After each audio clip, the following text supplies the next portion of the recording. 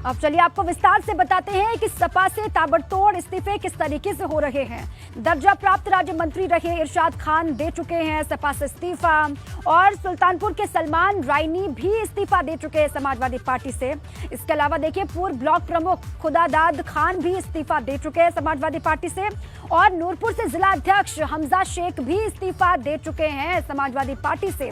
रामपुर से सपा लोहिया वाहिनी के नगर अध्यक्ष नवीन शर्मा भी पहले ही अलविदा कह चुके हैं समाजवादी पार्टी को।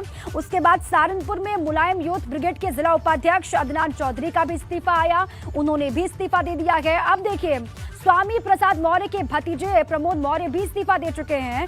अब पूर्व एमएलसी हरपाल सैनी का नाम भी इस फहरिस्त में जुड़ चुका है, उन्होंने भी समाजवादी पार्टी को कह दिया है इस्तीफा, और वो अब कहां जाएंगे इसको लेकर अभी तक स्थिति साफ नहीं है, लेकिन उन्होंने ये जरूर कहा कि समाजवादी पार्टी में शामिल होने का उनका फैसला गलत था। चलिए इसी पर और जानकारी लेते हैं। हमारे साथ हमारे सहयोगी सनोज जुड़ चुके हैं। सनोज देखिए ये पूरी लिस्ट हमने बता दी है, पूरी फहरिस्त कितनी लंबी होती जा रही है दिन ब दिन, और ये परेशानी भी लगातार कितनी बढ़ती जा रही है अखिलेश यादव की, वो हम दर्शकों को लगातार बता रहे हैं। हरपाल सैनी ने साथ तो छोड़ा समाजवादी पार्टी का, साथ ही साथ ये भी कहा कि उनका सपा को चुनने का जो फैसला था वो गलत था।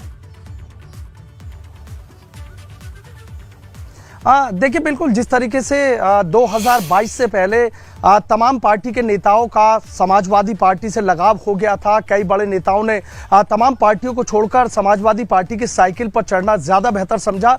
लेकिन जैसे ही यहाँ पर आपने देखा कि फिर से जो योगी राज आ गया है, तो योगी राज आने के बाद इन लोगों को अब ये सता रहा है कि आखिर उनके भविष्य का क्या होगा। जिस उम्मीद में वो समाजवादी पार्टी में आए थे, अब वहां पर उनके लिए कुछ नहीं बचा है। 2022 के बाद यदि बात करें तो 2027 में विधानसभा चुनाव होंगे। 5 साल ये लोग एक तरीके से बनवास काटेंगे। इनमें से कुछ नेता ऐसे हैं कि जो अब समाजवादी पार्टी को अलविदा कह रहे हैं। समाजवादी पार्टी में अंतर कलह भी चल रही है, ये बात किसी से छिपी नहीं है।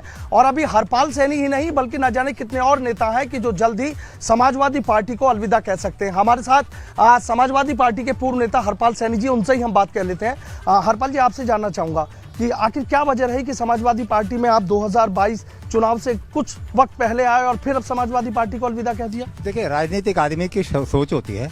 हम लोग राजनीति में जब आते हैं तो सोचते हैं सम्मानजनक स्थिति हमारी पैदा हो, सम्मानजनक स्थिति महत्वपूर्ण पद मिले।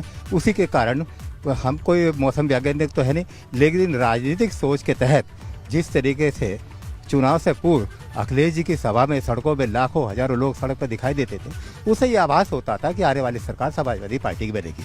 और अखिलेश जी ने हमसे बुला के कहा कि हरपाल जी, आपका बड़ा कद है, आप परिषद में रहे हैं, हम आपको परिषद में भेजेंगे।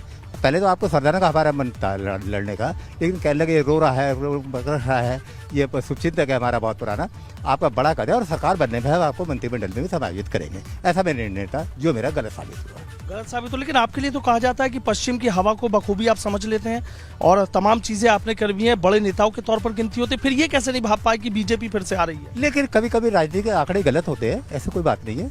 जो मेरा निर्णय था वो वास्तव में गलत था। अच्छा, जैसे आपने देखा कि अभी अंतर कलह चल रही है, अखिलेश यादव की बात हो, शिवपाल यादव की हो, तमाम चीजें चल रही हैं, स्वामी प्रसाद मौर्य की बात हो, तमाम लोग ऐसे हैं, आप उनके करीबी रहे, उनके साथ गए थे, तो अब क्या लग रहा है आपको? अब समाजवादी पार्टी में जिनेश्वर राम लोहिया जैसे विचारों की पार्टी अब नहीं रही है। जब जिस पार्टी के संस्थापक आदरणीय मुलायम सिंह यादव का कोई स्थान समाजवादी पार्टी में ना हो और अहंकार की राजनीति हो, तो जब ऐसे कद के नेताओं का सम्मान समाजवादी पार्टी में नहीं है, तो मैं तो अपनी कल्पना नहीं कर सकता। स्वामी प्रसाद मौर्य के कहने पे गए थे आप? नहीं, स्वामी प्रसाद मौर्य जब मैं उस समय दल का नेता था परिषद में, और स्वामी प्रसाद मौर्य नेता सदन हुआ करते थे। मेरे राजनीतिक उनसे संबंध थे, कहना और करने नहीं, इस पर दो राय नहीं है कि हम लोगों ने सामूहिक निर्णय लिया था, लेकिन स्वामी प्रसाद मौर्य का निर्णय अलग था। ये भी पूछेगा कि इनके अलावा और भी बड़े नेता हैं क्या जो इनके टच में है, जो सपा को छोड़ सकते हैं? बहुत संक्षेप में सनोज।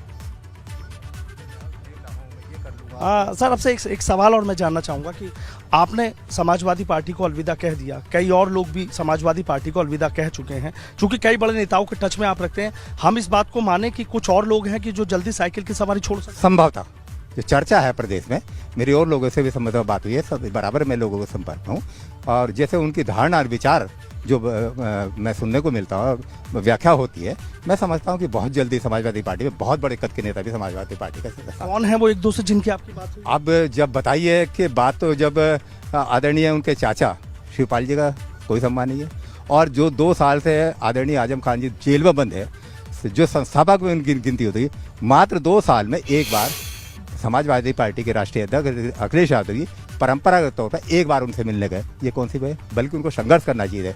आज जो पहले समाजवादी पार्टी के लोग थे उनको संघर्ष की नीति अपनाते थे। आज संघर्ष नाम की कोई चीज नहीं है, कोई संगठन नाम की चीज नहीं है। इसी वजह से मैंने सामूहिक निर्णय लिया। ठीक है सनोज, बहुत बड़ी बड़ी बातें आप बता साफ रहे हैं। कहने के लिए जाने जाते हैं, एक दो नाम तो बता दीजिए जिनसे बात। ठीक है, और भी बड़े बड़े कद के नेता हैं समाजवादी पार्टी में जो कि जल्द ही अलविदा पार्टी को कह सकते हैं।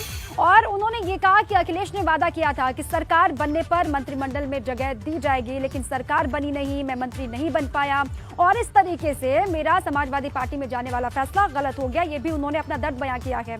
बहुत शुक्रिया सनोज आपका पूरी जानकारी के लिए।